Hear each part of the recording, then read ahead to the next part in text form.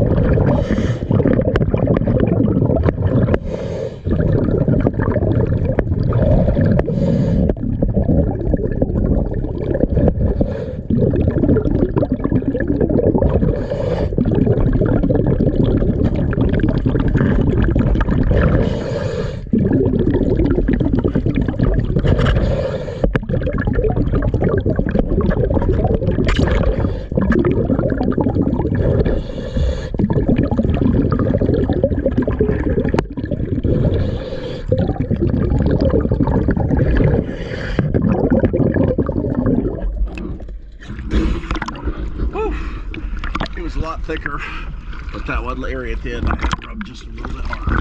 Thank you for choosing DS Diving Service.